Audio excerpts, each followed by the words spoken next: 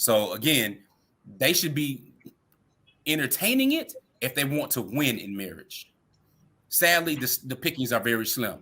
Taking that from a father who's actively looking for righteous husbands for his own daughters. It's not easy.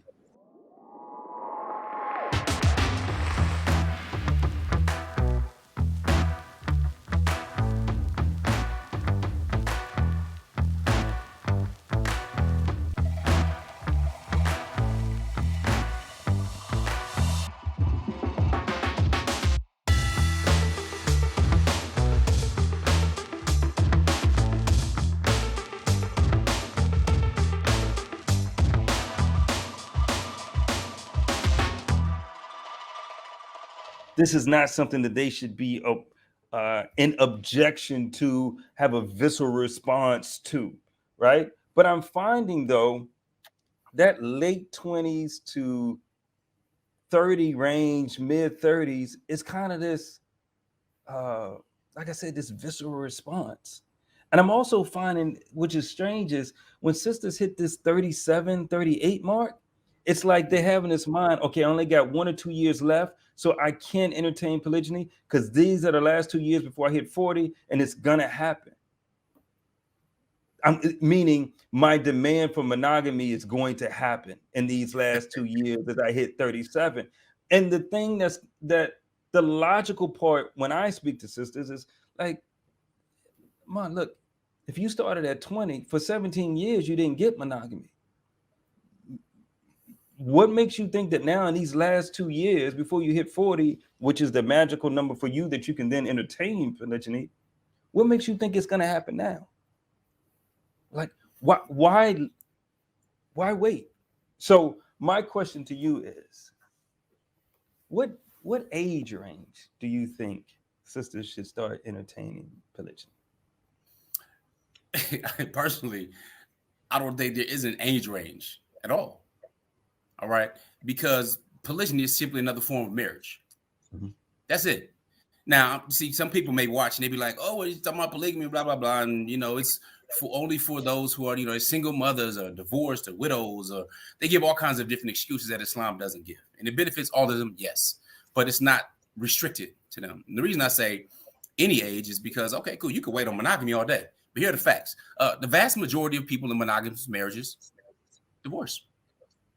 Mm-hmm. All right, so you're going to wait on something that's most likely going to fail anyway?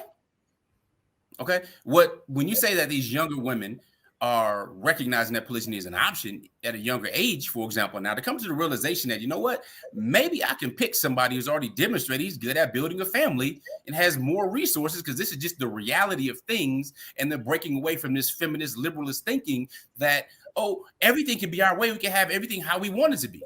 And even at 37 years old, you consider having a geriatric womb. That's a horrible name, by the way. But you can be geriatric. I think it's like at 35 or 36 now, something like that.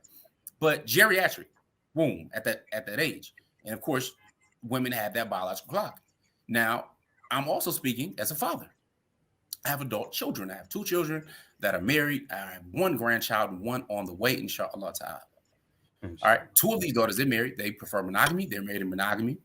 And I have 3 more daughters I'm responsible for. 2 more biological daughters and 1 bonus daughter. Okay. All of them desire polygyny. None of them have ever been in any relationships. We're talking about early 20s and 1 who will be 18 in a few months. They all want polygyny. Okay, a couple of them want to be the first wife, then they want their husband to marry multiple wives because they see the benefits of it and how it could work functionally, and they see the wisdom in it because their parents are practicing it. Now, was it always that easy? No, it wasn't. That's why we came up with different products. That's why we formed outstanding personal relationships, and we're educating people about polygyny right now. So if you think it's just all about you as an individual, as a woman, it's all about me, you have to provide for me and, be my knight in shining armor and all this old stuff that Disney got you mixed up with, you can continue to believe this delusion if you like. All right. If you understand the whole history of polygyny and monogamy, you'll recognize, just like Nancy Cott puts in her book, Public Vows, that it's a very sinister reason that it was put that way and designed by the West in particular. And it goes all the way back to white nationality and white nationalism. It's something else. But at least for America, how America is concerned. But the point goes to this. Polygyny is simply a form of marriage. Only has it become, monogamy has become normalized in the last couple of 100 years. All right. Men, we have not changed. People, it's a different time. I'm going to tell you about what's different with time. The thing that's different with time is technology. Technology. Our biology is the same. 1,000 years ago, we have the desire to travel. We had the desire to procreate, to earn income. 5,000 years, 10,000 years, 150,000. We are the same as human beings. Technology has changed drastically, especially in our time. The challenge is that women have become more vulnerable and taken advantage of in this time. So we're talking about 200 years ago, you'd be on a horse and buggy. You know what I'm saying? Your 20-inch rims would be made out of wood. You know, and 20 would be a little small. You need a barn and everything else, right? Just a couple hundred years ago. So a couple hundred years, nobody was flying in the air. That was not normal. Flying in a car, talking on a phone even 20 years ago that wasn't huge and having a big antenna connected to it, or having a phone that was a part of a bag, you know what I'm saying? Or a cord when I was younger, or taking food and put it in the microwave when it would bing. This technology moves so fast, it's crazy. Well, we can talk right now, different countries, different time zones, seamlessly streaming right online on the internet, costing basically nothing. Where you have to broadcast it, be in a TV station with cameras as big as our upper torsos, and have to pay crazy numbers to broadcast to a very small amount of individuals. The way life has changed has been affected by technology. So when we talk about polygyny, polygyny is simply a form of marriage. The challenge is only men that have morals and want to make it work are going to be successful in it. Because you can have serial monogamists all day. It's not easy for a man to practice polygyny. The man is going to talk to you and talk to you about polygyny. That's something that's noble and it's honorable, because it takes responsibility, because sex is easy. It is. Sex is easy. It is. But when you have morals, that restricts yourself. Now, here's the thing. Do you think that your man got morals? Your dream man? Okay, because we can go down the line of Muslims, non-Muslims, pastors, preachers, imams, leaders, all this. I don't care if you're talking about Tariq Ramadan, Muslim. I'm not going, hey, Pastor John Gray, Jimmy Swaggart during my time. You can go on and on, all the politicians, Reverend Jesse Jackson, his child, John Adams was running for president, all these individuals. But guess what? Polygyny requires that you're responsible for your pleasures. They're legal for you. You must take care of her. You must take care of the children. They have equal status as wives, not jump downs, not mistresses, none of this stuff. You must take care of them as a man. Why? Because your creator knows you and put a desire in you more and better than you even know yourself. There's responsibilities that come with it.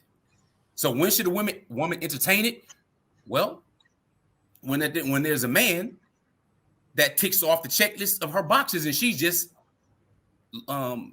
time has her behind. Meaning that, all right, he's been married 5 years already, but he's demonstrated he's able to do this for his family. He's take care of his kid, take care of his wife. They have these different resources. He has utility, and he's proven he's good to his family, everything. Good reputation. Well, she might want to go ahead and consider it at that point.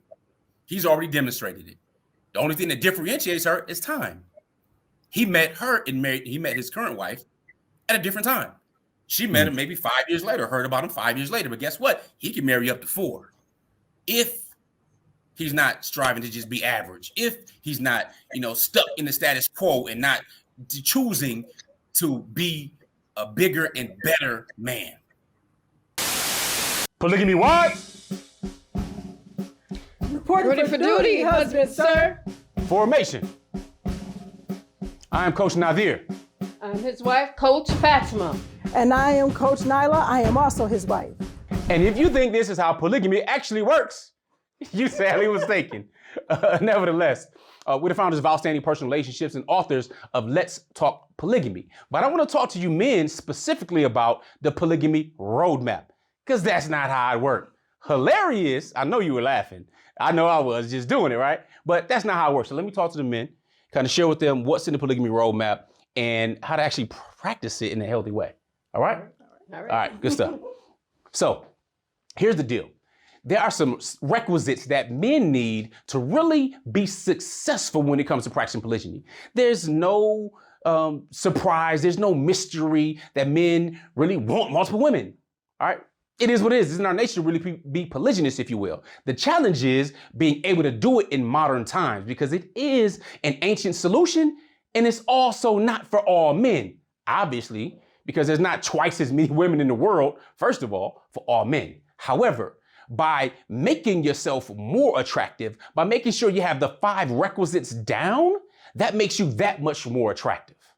All right. And having your choice of high quality and high value women is totally different than just being average. I'm not telling you to be average. I want you to be outstanding. Average is nothing but the top of the bottom or the bottom of the top. But what I want you to do, go to polygamyroadmap.com. Get access to the men's polygamy roadmap. Yes, we have them for women as well. My wives put that together. But I'm sharing something with you because this comes from somebody who's been practicing it over a decade, over a dozen years already. All right, and we're raising a dozen children. At the beginning, it was a problem, major problem, because we had to do trial and error and try to figure this out and use different skills and going back and forth. And, our year now doesn't look like our year 1, 2, 3, 4, or even year 5. But we had to reverse engineer some things and actually coming across what I consider the secret sauce, if you will, and to be able to put it out there, help empower others. Because there are those who are the creme de la creme. And this is not about cheating or trying to get other people do that all the time. You don't need polygyny for that. Polygyny is for a man's man, for somebody who wants to be twice the man, for somebody who wants to expand, not just talking about building family, not just talking about breaking generational curses, but stepping up to a higher level, accepting that responsibility, the leadership, and the arrows and all the hate that may come with it. Not because it's easy, but because it's worth it. So if you want to know these requisites and you want to measure yourself, get yourself a report card, you want to become more attractive, then go to polygamyroadmap.com, put these principles and these things in your life to minimally be more than twice the average. Because again, average is nothing but the top of the bottom and the bottom of the top. I'm Coach Nazir. I help men get their shift together. So if you're ready to get your shift together and step it up, get to the next level, polygamyroadmap.com. I look forward to hearing back from you on what you learned from it. Assalamu alaikum. Peace. All right, because if family is very important in Islam, and it is, if family brings many barakah to you, and it does, if righteous children who pray for you after you're gone are one of the 3 things that will continue to rack up blessings after you're gone, and it is, then expanding and have a bigger family, which the Prophet alayhi salatu wasalam encouraged, he did, then polygyny and doing it in a healthy way is absolutely a solution for that type of attractive man. So I wouldn't mind my daughters want to get married to somebody that's already married, that has this stuff together. There's no problem with that. They're young, they're smart, they understand the important part about femininity, understand other stuff from business and stuff with us and everything else. They're gorgeous. The challenge is finding a man younger in age, around their age range, that is open to that. I know a brother, really good brother right now.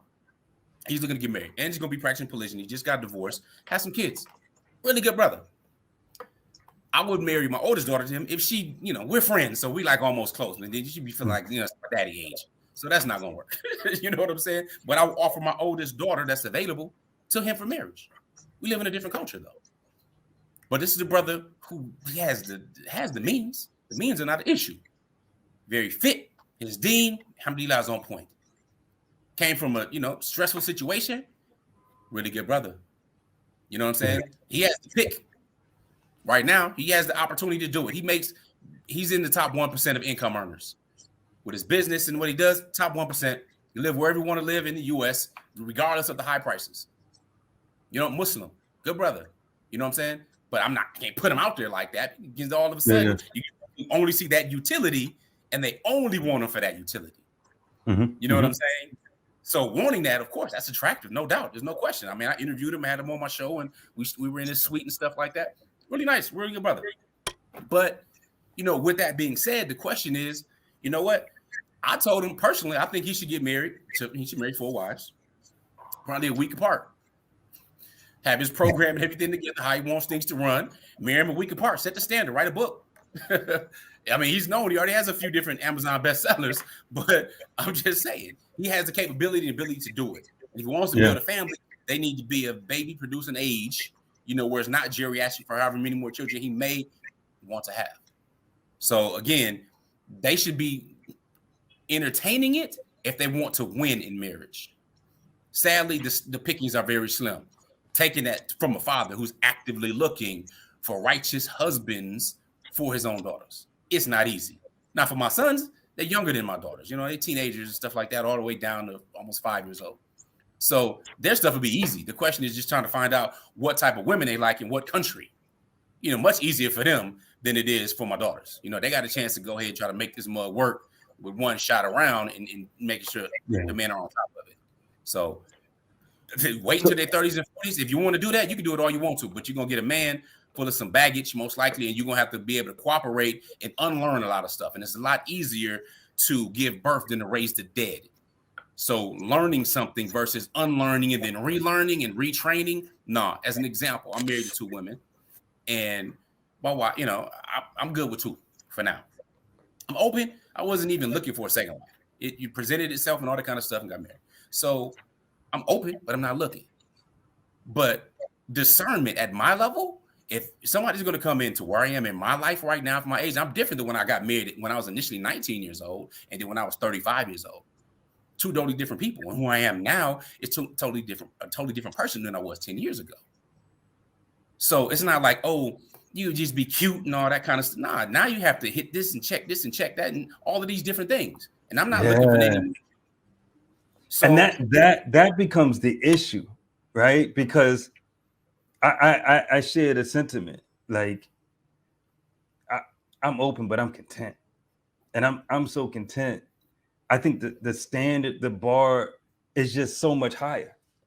You know what I mean? From when I got married years ago to where it is now. And look, let me get this game out to sisters, because shout out to my wife, may Allah preserve her, mashallah. I mean, I peeped her game. I'm gonna give you her game. Her strategy was, I'm gonna make this guy as comfortable, as relaxed. I'm gonna make this house as peaceful as possible, so that the standard gets high, so that anybody else that's interested in him, because mashallah, he come around with that bow tie on and that pink and purple, mashallah, smelling good. She set the standard up so that way it's going to be hard, because the reality is this: when you're comfortable as a man and you have some sense with you, real talk, you got some sense with you, you're looking at the return on investment, the ROI. If I'm in this house and I choose to open up this house and I'm gonna go to this house, it has to give me the same level of peace and tranquility. If not, for me, it ain't worth it. Yeah, why exhaust my resources when I can just keep my resources and stay where I'm at? So the game that I would give the sisters that are listening, that may want your husband not to go down that route, but you're not putting up opposition, here's a slick way to do it. Just keep the house as peaceful and tranquil as possible. Make it a good relationship between the two of you, because you're gonna create, if he's a healthy man, you're gonna create a level of contentment, and not complacency, but contentment and comfort, that the next sister got to meet a bar that she really got to come in with some value. Because I tell you, Habib, that's where I'm at. Like I got spots open, but I'm in a space where the bar is high. The bar is real high, and looks ain't gonna do it. Looks really ain't gonna do it. I'm good. That's a given. Now I understand what my father meant when he said it's dime a dozen. I didn't get it back in the day, but I understand it now. Yeah. Let me hold up. So I'm gonna come to one thing. So this is a comment that was made. Many sisters see polygyny as their last options, unfortunately, and that's what I see, unfortunately. I see it often in my client base. I got another question for you. Since you brought it up, you see how I'm just sliding over to you. Yeah, you know what I mean. Why should men prepare for polygyny? You mentioned that earlier. Why should they? Why should that be a part of the mindset? Yeah. Well, for a number of different reasons. One is we know men's nature. A real man's nature. Now I'm saying real man diminishing anyone, but a man has a desire for women. Allah Ta'ala says this in the Quran. You know, you have a desire for women. Allah puts a desire for women in us, for wealth and gold in us, sons, children, land, business. All of this is already in us. It's programmed. Okay. But here's the reason. And I just shifted it over a little bit. My mentor said, you know, as one of your goals, you should have a goal to be a millionaire. You should go to be a millionaire. And I'm sitting back. I was maybe 20, 22. No, let me see. About year 2000. Yeah, about 22, 23 years old. And he said, you know, you should put as one of your goals to be a millionaire.